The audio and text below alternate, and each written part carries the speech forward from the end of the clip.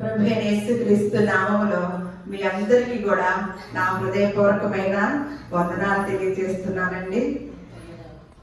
మనం మాట్లాడుకునే మాటలు, మనం ఇలా వీడియోలు చేసే ప్రతిదీ మాకు తెలిసిన సన్నిహితులకు పెడుతూ ఉంటానన్నమాట.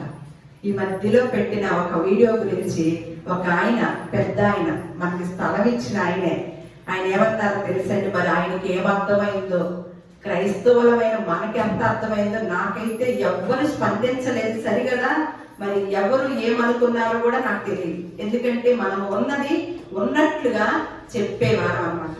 కంగ్రాచులేషన్స్ అమ్మా, ఎంత చక్కగా చెప్పావమ్మా, గొప్పగా అని కామెంట్ పెట్టారనమాట. చూడండి, ఆ మాట నాకు ప్రశంస పెట్టారనమాట. ఆయనకి మరి ఏమర్థమైందో నాకు తెలియదు. మరి క్రైస్తవులు ఏమన్నా స్పందించడం ఉందా, ఆలోచించడం, పరిశీలించడం ఉందా? ఏంటి అలా చెప్పారు, దీనిలో ఏముంది అని అసలు పరిశోధనాత్మకమైన దృష్టి మనకు లేనప్పుడు ఏమీ తెలుసుకోలేమండి. తెలుసుకున్న వారు చెప్తుంటే అవి కూడా మైండ్కి మనం ఎక్కించుకోలేమన్నమాట. ఈరోజు సంఖ్యాకాండము 24వ అధ్యాయము 3వ వచనంలో చూద్దాము. సంఖ్యాకాండము 24వ అధ్యాయము 3వ వచనం.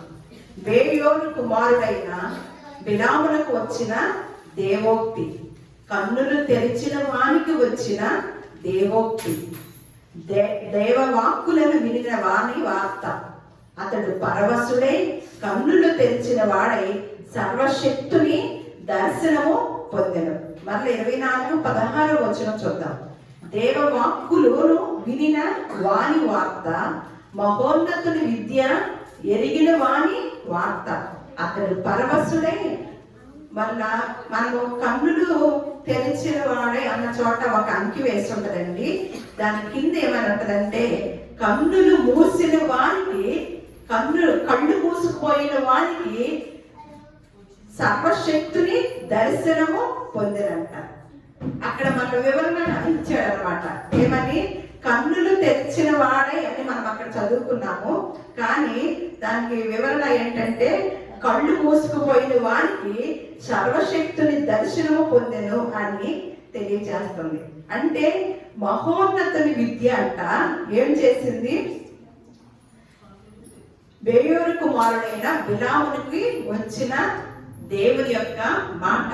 మనం ఒకసారి సామెతలో చదువుకుంటాం, దేవోక్తి లేని ఎడల జనులు కట్టు తప్పి తిరుగుతారు. అంటే దేవుని మాట కనుక మన హృదయాల్లో లేకపోతే నిజమే, ఏ విషయంలోనైనా మనము ఆ క్రమం అనేది తప్పి తిరుగుతాం. ఎందుకంటే దేవుని భయం ఉండదు కదా, ఇక ఆ మాట కూడా తీసుకోమన్నమాట. అందుకని ఇక్కడ బిలాము గారికి, నేను తర్వాత బిలాముకి ఎందుకు వచ్చిందో తర్వాత వివరిస్తాను.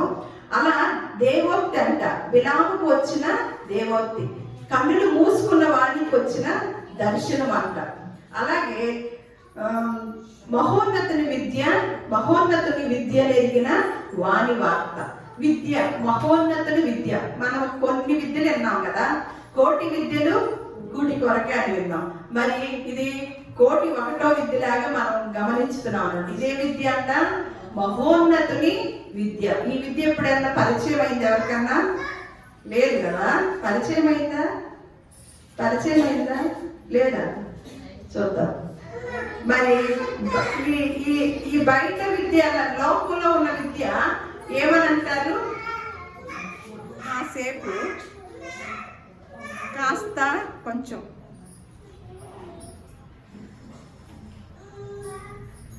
లోక విద్య గురించి తెలుసుకుందాం. ముందు మహోన్నతుని విద్య తెలుసుకోవాలంటే లోక విద్య నేర్చుకోవాలి, లోక విద్య తెలుసుకోవాలి. లోకంలో ఉన్న విద్యని, లోకంలో విద్య లేకపోతే ఏమంటారండి? విద్య లేని వాడు వింత పశువు.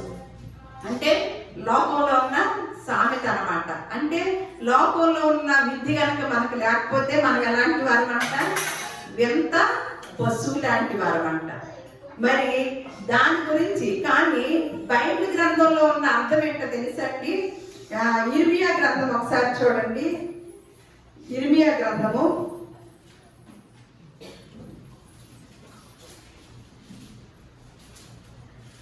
51వ అధ్యాయము 17వ వచనం. ఇర్మియా గ్రంథము 51వ అధ్యాయము 17వ వచనం. బయట సామెత ఏముంది? విద్య లేనివాడు వింత పశువు అని ఒక సామెత అన్నమాట. కానీ ఇక్కడ ఏమంటున్నాడంటే, తెలివి లేక ప్రతి మనుషుడు పశుప్రాయుడు. అంటే తెలివి లేని ప్రతి మనుషుడు, తెలివి లేక ప్రతి మనుషుడు కూడా, ఇందాక పశువు అన్నాం కదా, పశుప్రాయుడు అంటాడు. ఇక్కడ ఉన్న జ్ఞానయుక్తమైన మాట సామెత. ఇక్కడ ఏంటి? తెలివి లేక ప్రతి మనుషుడు పశుప్రాయుడు. మరి తెలివి ఎక్కడి నుంచి వచ్చిందండి? తెలివి ఎక్కడ ఉంటుంది? మరి తెలివి లేక ప్రతి మనుషుడు పశుప్రాయుడు అంటాడు కదా. మరి ఏ తెలివి నేర్చుకుంటే మేము పశుప్రాయులం కాకుండా ఉంటామండి అంటే అది కూడా జవాబు ఉందన్నమాట. కీర్తన గ్రంథము 119వ కీర్తన 130వ వచనం. నీ వాక్యములు వెల్లడి అగుట తోడనే వెలుగు కలుగును, అవి తెలివి లేని వారికి తెలివి కలిగించును. మనకి తెలివి రావాలంటే ఎలా అంట? దేవుని యొక్క వాక్యములు తెలుసుకోవాలంట. ఎప్పుడైతే నీ వాక్యములు వెల్లడి అగుట తోడనే ఏం జరుగుతుందంట? వెలుగు కలుగును, అవి ఆ వాక్యముల వలన అవి తెలివి లేని వారికి తెలివినిచ్చును అని ఉందన్నమాట. లోకంలో ఉన్న జ్ఞానాన్ని కనుక, విద్యను సంపాదించుకుంటే ఏం జరిగిద్దో ప్రసంగి గ్రంథము 12వ అధ్యాయము 12వ వచనం చూద్దాం. ప్రసంగి గ్రంథము 12వ అధ్యాయము 12వ వచనం. నా కుమారుడా, హితోపదేశములు వినుము, పుస్తకములు అధికముగా రచించబడును, దానికి అంతము లేదు. విస్తారముగా విద్యాభ్యాసం చేయుట దేహమునకు ఆయాసకరము. విస్తారమైన జ్ఞానాభ్యాసము చేత, విస్తారమైన ఫస్ట్ అధ్యాయంలో ఇక్కడి నుంచి ఉంటుంది. విస్తారమైన జ్ఞానాభ్యాసము చేత విస్తారమైన దుఃఖము కలుగును. అధిక విద్య సంపాదించిన వానికి అధిక శోకము కలుగును. అంటే లోక విద్యలో ఏముందంటే అండి? దుఃఖము, శోకము, ఆయాసకరము. కానీ మనం దేనికి ఎక్కువ ప్రయాసపడతామండి? ఈ ఆయాసానికి, ఈ దుఃఖానికి, ఈ శోకానికే కదా. పుస్తకాలు ఎలా రచించబడతాయి అంటే మనకు తెలిసేమంటారు, మంచి పుస్తకము నిజమైన స్నేహితుడిలాగా ఉంటుందని మనం చెప్తూ ఉంటారు కదా. ఏ మంచి పుస్తకం అండి? భూలోకంలో ఉన్న పుస్తకాలలో మనకి నిజమైన స్నేహితుల్లాగా మన జీవితాలని నడిపించేవి ఏమన్నా ఉంటాయా? భూలోకంలో ఉండగా నడిపించే ఏమన్నా కొంచెం కొద్దో గొప్ప క్రమశిక్షణ కలిగిన విషయాలు రాయించిన వారంటారు. కానీ మనం చనిపోయాక మన జీవితాలని ఎక్కడికి తీసుకెళ్తాడు, మన ఆత్మ ఎక్కడికి వెళ్ళిద్దో తెలపగలిగిన గ్రంథము, మంచి పుస్తకము మనకి ఒక గొప్ప స్నేహితుడు లాంటివాడు. అంటే అటువంటి గ్రంథం ఏదన్నా ఉందంటే అది పరిశుద్ధ గ్రంథమేనండి. మరి లోక విద్యలో ఆయాసకరం ఉంది, శోకం ఉంది, దుఃఖం ఉంది. వీటన్నిటిని బట్టి మనం ఏ విద్య నేర్చుకోవాలండి? ఇక్కడ మహోన్నతుల విద్య అని మనం సంఖ్యాకాండంలో నేర్చుకున్నాం.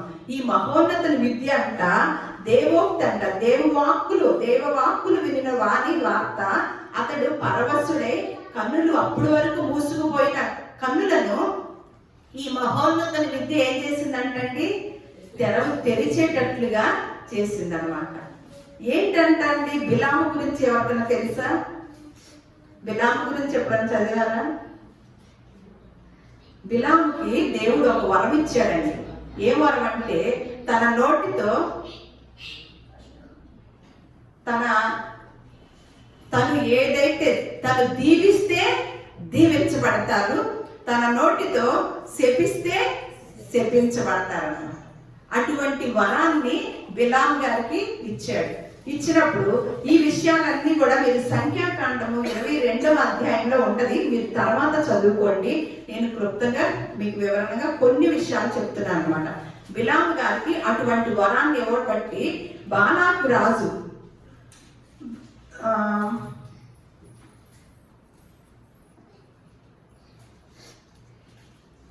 బాలాకు రాజు ఏం చేశాడంటే ఇశ్రాయేలు ప్రజలు వర్ధిల్లటం చూశాడనమాట. ఇశ్రాయేలు ప్రజలు వర్ధిల్లటం చూసి మిగతా వాళ్ళు వీళ్ళందరూ కూడా బాధేసి ఈ బాలాకు రాజు ఏం చేశాడంటే బిలాము గారికి ఇటువంటి వరం ఉంది కాబట్టి ఈ వరంతో నేను ఇశ్రాయేల్ ప్రజలందరూ యుద్ధానికి తీసుకొస్తాను, నువ్వు వచ్చేసి వారిని దీవించు, నిన్ను గొప్పగా చేస్తాను, నీకు అన్నీ నేను అనుగ్రహిస్తాను నీకు అంటే రాజుగారు కదా, బాలాకు రాజుగారు కదా. బిలాముని ఏం చేస్తున్నాడంటే ఆ యొక్క ధనంతోనూ అలాగే ఒక గొప్ప ఆధిపత్యం అంటే గొప్ప అర్హత ఇస్తాను అని బిలాముకు చెప్పటం వల్ల బిలాం ఏం చేశాడంటే ఆ మాటకి లొంగిపోయి బయలుదేరుతున్నాడు అనమాట. బయలుదేరినప్పుడు మళ్ళా దేవుని దూత వచ్చి అడిగినప్పుడు బిలాము గారు నేను ఇలా వెళ్తున్నాను అంటే మరి ఇశ్రాయేల్ ప్రజల్ని దేవుడు ఎంతగా ప్రేమించాడో ఆ ప్రేమించిన వారిని ఈయన శపిస్తానంటే దేవుడు ఊరుకుంటాడండి? ఈయన నోటితో శపిస్తానంటే దేవుడు చూస్తూ ఊరుకుంటాడా? ఏం చేయాలి? ఈయనకి కన్నులు తెరవబడాలి. కన్నులు తెరవబడాలంటే ఏం జరగాలి? అక్కడ ఒక వింత జరగాలన్నమాట. గాడిద వెళ్ళకి బయలుదేరమన్నాడు అనమాట. అక్కడ మీరు ఆ 22వ అధ్యాయం అంతా చదువు. ఏం చేశాడు? ముందేమన్నా ఏంటని అడిగాడు, ఇట్లా చెప్పాడు. అయితే శుభ్రంగా వెళ్ళి అన్నాడు. అదేంటి? ఇశ్రాయేలు ప్రజలను ప్రేమించిన వాడు కదా దేవుడు, మళ్ళా బిలామును వెళ్ళమని చెప్తున్నాడు ఏంటని మనకు ప్రశ్న వచ్చింది అనమాట. ప్రశ్నార్థకంగా ఉంటుంది. కానీ వెళ్ళనిస్తాడు దేవుడు. వెళ్ళనిచ్చి పాఠం చెప్తాడనమాట. ఆయన ఏంటి? ఆయన ఎవరు? మహోన్నతుడు. ఆయన విద్య నేర్పిస్తే గనక ఇక తిరుగుండదు. ఏం చేశాడు? వెళ్ళమన్నాడు. వెళ్ళి ఆ ప్లేస్ లోకి వెళ్ళాక కానీ పాఠం నేర్పడానికి బయలుదేరితే వెళ్ళమన్నప్పుడు గాడిద మీద అన్ని సర్దుకొని బయలుదేరాడు. ఈలోపు ఒక దేవదూత ఈ మనిషిని ఏదో ఒకటి చెయ్యాలన్నట్లుగా అక్కడ ఉంది. అయితే బిలాము గారికి దేవదూత కనపడలేదు. ఎవరికి కనపడిందండి? గాడిదకి కనపడింది. చూసారు, ఇందాక అన్నారు కదా అచ్యుతరావు గారు, జీవరాశి మంచిదా, ప్రేమిస్తాయా, అవి జంతువులు ఎక్కువగా ప్రేమిస్తాయా, మనుషుల మీద మన ప్రేమ గొప్పదా అంటే మరి మన బుర్ర నిండా కల్మషం ఉంది కాబట్టి శూన్యములో ఏమి ఉన్నాయో లేకపోతే అదృశ్యమైన వాటిని మనం చూడలేమన్నమాట.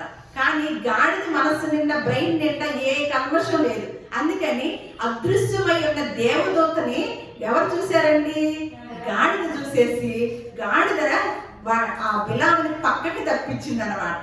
అంటే రక్షించింది. ఈ లోపు ఈయనకి కోపం వచ్చింది. ఏంటి నన్ను పక్కకు తప్పించేసావని వెంటనే గాడిద కొట్టాడు అనమాట. అప్పుడు గాడిద మాట్లాడింది. గాడిదతో మాట్లాడించాడు దేవుడు మాట్లాడాలనుకుంటే, మనకు బుద్ధి చెప్పాలనుకుంటే దేనితోనైనా మాట్లాడిస్తాడనమాట. అంటే కన్నులు మూసుకున్న వాడిని ఆ కన్నులు మనోనేత్రం తెరవాలంటే ఏమి కావాలంటే భూలోకంలో ఉన్న విద్యలన్నీ కూడా మనకి మనోనేత్రాన్ని తెలియజేస్తున్నాయా?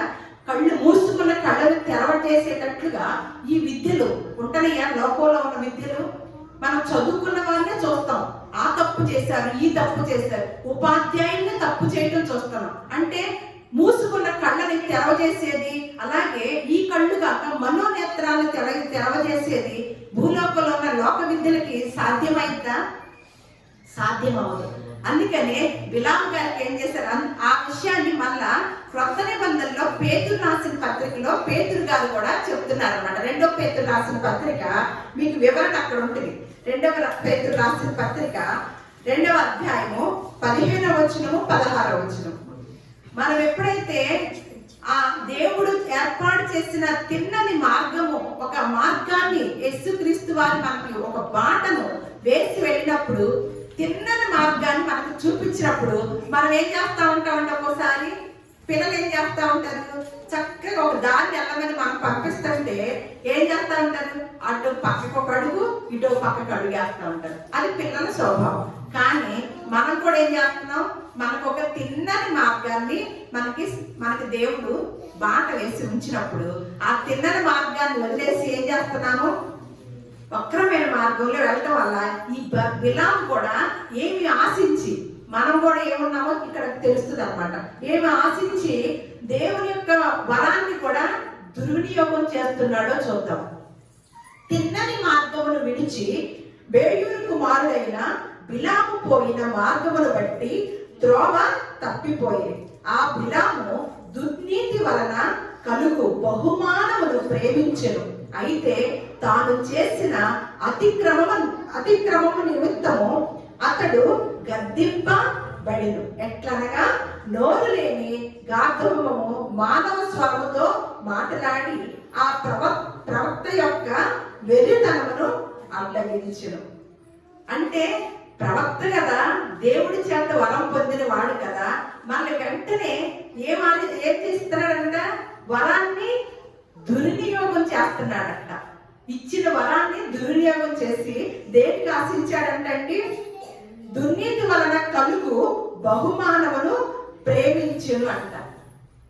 మరి దేవుడు మనకు ఒక తిన్నని మార్గము వేసి ఒక గొప్ప నేనే మార్గమును సత్యమును జీవమునై ఉన్నాను, నా ద్వారానే మీరు పరలోక రాజ్యము వెళ్ళటానికి అవకాశం ఉంటది అని తెలియజేసిన యేసుక్రీస్తు వారిని మనము ఆ తిన్నని మార్గాన్ని అనుసరించుతున్నామా, ఇంకా లోకాన్ని ప్రేమించి వేరే మార్గంలో వెళుతున్నామా అనేది ఒకంత పరిశీలించుకుంటే ఆ మహోన్నత విద్య మనం ఎలా ధ్యానం చేస్తున్నాము, ఆ మహోన్నత విద్యని మనం ఏం చేస్తున్నాము అని కనుక ఆలోచించినట్లయితే చాలా చాలా ఈ జ్ఞాన గ్రంథాన్ని తక్కువ చదువుతున్నామండి. తక్కువగా ధ్యానం చేయటం వల్లే దేవుని యొక్క శక్తి సామర్థ్యాలు తెలియకుండా పోయింది. ఒక డాక్టర్ చదవాలంటే ఆ డాక్టర్ కోర్సుని ఎన్ని సంవత్సరాలు పూర్తిగా చదివితే డాక్టర్ యొక్క ఉద్యోగం ఇస్తారా, లేకపోతే సగం చదివేసాక నేను డాక్టర్ అవ్వాలంటే కుదిరిద్దా? ఎన్ని సంవత్సరాలు ఉందో అన్ని సంవత్సరాలు కూడా ఆ కోర్సుని పూర్తి చేయాలి. మరి మనకి పరలోక రాజ్యంలో ఆ సర్టిఫికెట్ ఇవ్వాలి అంటే మనం ఏం చదవకుండానే ఈజీగా వెళ్ళిపోతామా? మరి మొన్న ఆ దర్శనం చేసుకునే వారు ఎంత కష్టపడి దేవుని దర్శనం చేసుకోవడానికి ప్రాణాలు సహితము తెగించి వాళ్ళకి అన్నము ఆహార పానీయాలు కూడా లేనప్పటికీ కూడా వారు ఎల్లుండ చేసుకునే దర్శనానికి 2 రోజుల ముందే కూర్చుంటే మనం ప్రార్థనకి ఎప్పుడు వస్తున్నామండి? కొంతమంది అయితే అసలు ప్రార్థనకే రారు. వారి వెసులుబాటును బట్టి కొంత సమయాన్ని గడుపుదామనే కొంతమంది అన్న ఉంటే, కొంతమంది అసలు ఇంత అవకాశాన్ని దేవుడిచ్చిన ఇంత అవకాశాన్ని, ఇంత చక్కని స్వేచ్ఛను, దేవుని సన్నిధానంలో గడిపే గొప్ప భాగ్యాన్ని, దేవోక్తుల్ని వినే అవకాశాన్ని, మహోన్నతుని విద్య నేర్చుకునే అవకాశాన్ని పోగొట్టుకోవటం ఎంతమందిని పోగొట్టుకుంటున్నామండి? అందుకని సామెతల గ్రంథము 9వ అధ్యాయము 6వ వచనం చూద్దాం. ఇక జ్ఞానము లేని వారే ఉండక బ్రతుకుడి, తెలివి కలగ చేయు మార్గములో చక్కగా నడువుడి. ఏమంటున్నాడు? ఇక జ్ఞానము లేని వారే ఉండక బ్రతకండి. జ్ఞానము ఎక్కడి నుంచి వచ్చింది? బుద్ధి జ్ఞాన సర్వ సంపదలు ఎవరి దగ్గర ఉన్నాయండి? యేసుక్రీస్తు నందే గుప్తములై ఉన్నదని లేఖనాలు సెలవిస్తున్నాయి. మరి తెలివి కలగ చేయు మార్గములో చక్కగా నడవండి. తెలివి కలగ చేయు మార్గము ఏదండి? ఇందాకే మనం చదువుకున్నాం. అది తెలివి లేని వారికి తెలివిని అనుగ్రహించును. మరి దీని గురించి పౌలు గారు ఏం చెప్పారో చూద్దాం. ఎఫెసీయులకు రాసిన పత్రిక 3వ అధ్యాయము 3వ వచనం. క్రీస్తు మర్మము దేవ దర్శనము వలన నాకు తెలియపరచబడినదని సంగతిని గురించి మునుపు సంక్షేమంగా రాసి తిని, మీరు దానిని చదివిన ఎడల దానిని బట్టి ఆ క్రీస్తు మర్మమును గురించి నాకు కలిగిన జ్ఞానము గ్రహించు కొనగలరు. ఏం చేస్తే ఈ ఆయనకి ఉన్న మొత్తానికి మర్మం కలిగింది దేవదర్శనం వల్ల, మరి తెలుసుకోగలిగారు. మనమైతే ఏం చేయాలని చెప్పాడు? మనమే ఏం చేస్తే ఈ యొక్క జ్ఞానము గ్రహించగలుగుతామని చెప్పారండి? ఏం చేస్తే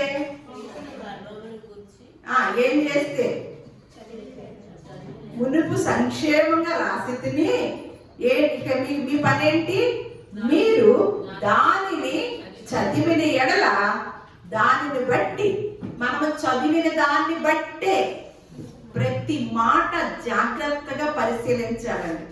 యేసుక్రీస్తు వారి యొక్క భక్తి విధానం అంటే దేవుడే ఆషామాషి దేవుడు కాదండి. మరి భక్తి ఎలా ఉంటుందండి?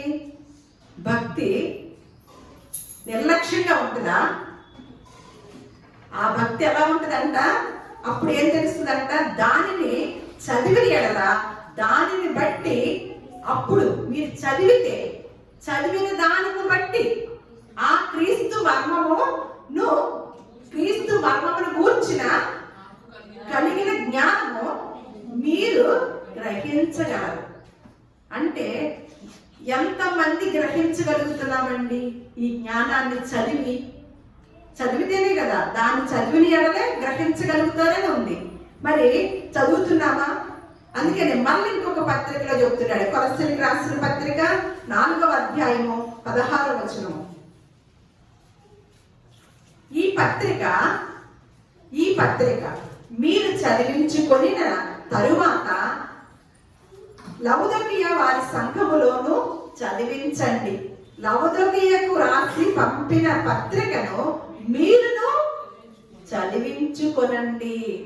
మనం అనుకుంటారు, కొంతమంది అంటారు చదువుకున్న వాళ్ళు ఏమన్నా చదవలేరు, చదువు వచ్చిన వారు.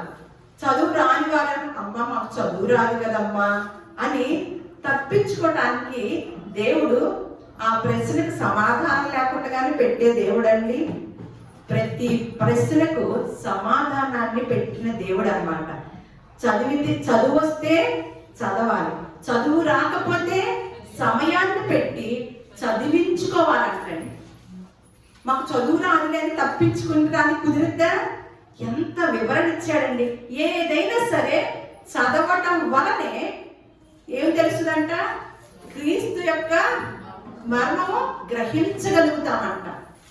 ఎట్లా తిరిగి వచ్చినా చదువు రాని వారైనా పిల్లల దగ్గరికి వెళ్ళి బైబిల్ ఇచ్చి చదివించుకోవాలంట. చదువు వచ్చిన వారు దివారాత్రులు దానిని ధ్యానం చేయాలంటండి. అని అసలు నిజంగా బైబిల్ గ్రంథాన్ని ఎంతవరకు చదవచ్చో ఇక్కడ చూద్దాం అన్నమాట. ఇంకొక మాటలో చూద్దాం. అసలు ఎప్పుడు వరకు చదవాలో, ఒక సంవత్సరమా, ఒక నెల అనేది ఇప్పుడు వరకు క్రైస్తవులైన వారికి ఎవరికి తెలియకపోవడం వల్లనే కొన్ని నమ్మకాలతో బ్రతికేస్తున్నారండి. ఆ నమ్మకాలు ఏంటో నేను ఇది చదివాక చెప్తానమాట. ద్వితీయోపదేశకాండము 17వ అధ్యాయము 18వ వచనం నుంచి 22వ వచనం. ద్వితీయోపదేశకాండము 17వ అధ్యాయము 18 నుంచి 22వ వచనం. అతడు రాజ్య సింహాసనమందు ఆసీనుడైన తరువాత లేవీయులైన యాజకుల స్వాధీనములోనున్న గ్రంథమును చూచి ఆ ధర్మశాస్త్రమునకు ఒక ప్రతిని తన కొరకు రాసి కొనవలెను. అది అతని యొద్ద ఉండవలెను. తన రాజ్యమందు తానును తన కుమారులను ఇశ్రాయేలు మధ్యను దీర్ఘాయుష్మంతులగుటకై తాను తన సహోదరుల మీద గర్వించి ఈ ధర్మమును విడిచిపెట్టి కుడికి గాని ఎడమకు గాని తాను తొలగక ఉండునట్లు తన దేవుడైన యెహోవాకు భయపడి ఈ ధర్మశాస్త్ర వాక్యములన్నిటినీ ఈ కట్టడలను అనుసరించి నడువ నేర్చుకొనుటకు అతడు తాను బ్రతుకు దినములన్నిటను ఆ గ్రంథమును చదువుచుండా. ఎప్పుడు దాకా చదవాలంటండి? రాజుగారు పాలించే రాజుగారు కూడా ఏం చేయాలంటండి? అసలు ఎంత గొప్ప గ్రంథం అండి. నిజంగా పాలించే రాజుగారు ఈ గ్రంథాన్ని గనక ఒక రాసుకొని ఒక ప్రతిని ఉంచుకుంటే గనక ఈ పత్రికని ఎంత చక్కగా పరిపాలించడానికి అవకాశం ఉంటదండి. దాని గురించి మనం వచ్చే వాళ్ళకు ఇంకో రోజు మాట్లాడుకుందాం. ఇక్కడ ఏమంటున్నాడు? అతడు రాజ్య సింహాసనమందు ఆసీనుడైన తర్వాత అంట ఏం చేయాలంట? లేవీలైన యాజకుల స్వాధీనం. అంటే అప్పుడు ఎవరికి ఉండేది? ధర్మశాస్త్రము యాజకుల స్వాధీనంలో ఉండేదన్నమాట. ఆ యాజకుల స్వాధీనంలో ఉన్న ఆ ధర్మశాస్త్రాన్ని అంట, గ్రంథమును ఏం చేయాలంట? ఆ ధర్మశాస్త్రమునకు ఒక ప్రతిని తన కొరకు ఏం చేయాలంట? చేతితో రాసుకోవాలంట. దాన్ని తెచ్చుకొని పెట్టుకోవచ్చుగా. ఏం చేయమంటున్నారు? రూల్స్, కండిషన్స్ అన్నమాట. ఎవరు రాసుకోవాలి ఈ ప్రతిని? మళ్ళా ధర్మశాస్త్ర ప్రతిని రాజుగారు రాసుకొని ఎక్కడ ఉంచుకోవాలంట? తన రాజ్యమందు తాను ఒక ప్రతిని తమ కొరకు రాసుకోవలెను, అది అతని యొక్క ఉండవలెను. ఎందుకంటే తన రాజ్యమందు తాను తన కుమారులను ఎక్కడ ఉంటున్నారు? ఇశ్రాయేలు మధ్యలో ఉంటున్నారు. కాబట్టి వారితో పాటు ఆ దీవెన పొందుకోవాలంటే ఏం చేయాలి? ధర్మశాస్త్రం ఎవరి దగ్గర ఉండాలి? వారి దగ్గర కూడా ఉండాలన్నమాట. వారి మధ్యన దీర్ఘాయుష్మంతులగుటకై తాను తన సహోదరుల మీద తను రాజునని, తను ఒక గొప్పవాడినని, ఒక ధనవంతుడనని ఎక్కడ గర్వం రాకుండా. ఎందుకంటే నాశనములకు ముందు ఏమొచ్చిందని ఉంటది లేఖనాల్లో? గర్వం వచ్చింది. అంటే ఈ మాట తెలుసుకున్నాడు అనుకోండి, గర్వం రావడానికి అవకాశం ఉంటుందా? అమ్మో, నాశనానికి ముందు గర్వం వచ్చిందంట, ఇక నాకు గర్వం అనేది నా మనసులోకి రాకూడదు. వస్తే నేనేమైపోతాను? నాశనం అయిపోతాను. కాబట్టి అది ఎక్కడ రాస్తుంది? మహోన్నతుల విద్యలో ఉందన్నమాట ఒక భాగం. ఏమంటున్నాడు? అందుకని గర్వించి ఈ ధర్మమును విడిచిపెట్టి ఇంకేమన్నా కుడికి గాని ఎడమకు గాని తాను తొలగకు ఉంటున్నట్లు అలా తన దేవుడైన ఏం చేయాలంట? యెహోవాకి భయపడి ఈ ధర్మశాస్త్ర వాక్యములన్నిటినీ ఈ కట్టడలను అనుసరించి నడువ ఏం చేయాలంట? నేర్చుకోవాలి. మనం ఎప్పుడు చెప్తాం ఈ ప్లేస్ ఏంటండి? నేర్చుకునే ప్లేస్ అన్నమాట. నేర్చుకున్నటకు అతడు ఏం చేయాలంట? తాను బ్రతుకు దినములన్నిట ఆ గ్రంథమును. ఇది కట్టడేనా? ఇది రూల్స్ కండిషనేనా? ఇది ఎంతమంది క్రైస్తవులు పాటించి ఏ పాస్టర్ గారు చెప్పినప్పటికీ బైబిల్ గ్రంథాన్ని తీసి పరిశీలించుతున్నారా? లేకపోతే పాస్టర్స్ నే ఫ్యాన్స్ చేసుకొని మనం బైబిల్ మూసేసి మనం తెలియకుండానే వాళ్ళని ఫాలో అవుతున్నామా అండి? ఒక ఇంత పరిశీలించి మనసు పెట్టి ఆలోచించడం చేయండి. ఎందుకు ఇంత వివరణ ఇచ్చాడంటే యోహాను సువార్తలో ఒక మాట ఉంటుంది అన్నమాట. 5వ అధ్యాయం 39వ వచనంలో, లేఖనములు యందే మీకు నిత్య జీవము కలదని తలంచుచు వాటిని పరిశోధించుచున్నారు. ఈ మాట ఉంది కదా బైబిల్ గ్రంథంలో. కొంతమంది ఈ మధ్య కాలంలో వాగ్దానాలు తీసుకున్న వారు ఉంటారు కదా, ఆ వాగ్దానాల కోసము, వచ్చే వాగ్దానం కోసము ప్రార్థన చేస్తారంట. వచ్చిన వాగ్దానపు మొక్క, ఆ మొక్క కోసము సంవత్సరం అంతా ప్రార్థన చేస్తూ ఉంటారంట. ఎందుకు మీరు వాగ్దానాలు తీసుకోలేదంటే, మేము ఎందుకు తీసుకుంటున్నాము అంటే, ఎటు బైబిల్ చదవటం కుదరదు కదా, ఆ ఇచ్చిన వాగ్దానాన్ని మేము దగ్గర పెట్టుకొని సంవత్సరం అంతా ప్రార్థన చేయాలి. ఏ బైబిల్లో రాసిందండి? ఎక్కడ రాసింది? ఏం వాగ్దానాలు? ఇవన్నీ కూడా వాగ్దానాలే. వీటిని ఎప్పుడు చదవాలి? ఇది మొత్తం చదవాలా? ఒక ముక్క చదవాలా? ఈ సంవత్సరం అంతా నీకు దుఃఖమే అని వచ్చింది, ఏం చేస్తాము? మనసంతా దేని మీద ఉంటది? ఈ సంవత్సరం అంతా ఆ మాట మీదే ఉంటది.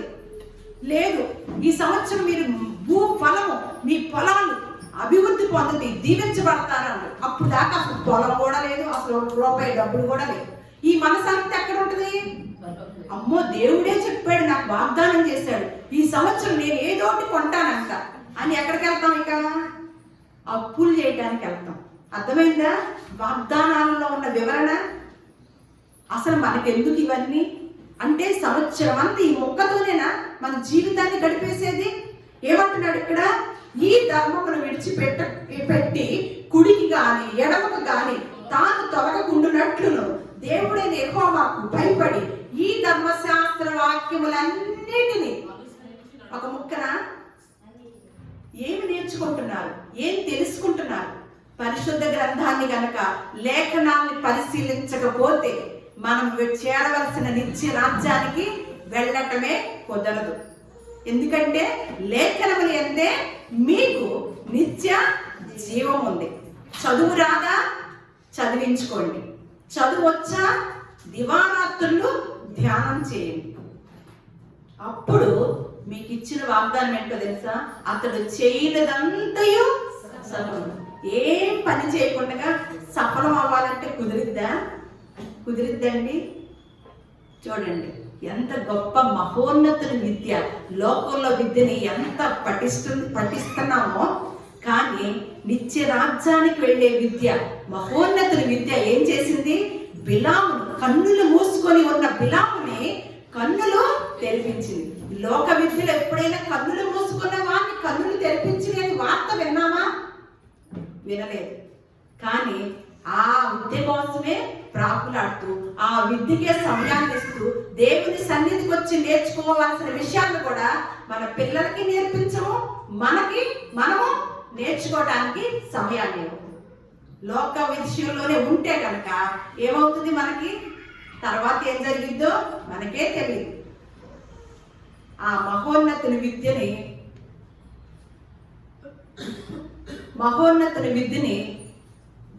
కనుక కలిగి ఉంటే, కన్నులు మూసుకొని ఉన్న వాని యొక్కకి దైవ దర్శనం కలిగిందంట. ఆ మహోన్నతుని విద్యనే వార్త తన యొక్క జీవితాన్ని మార్చింది.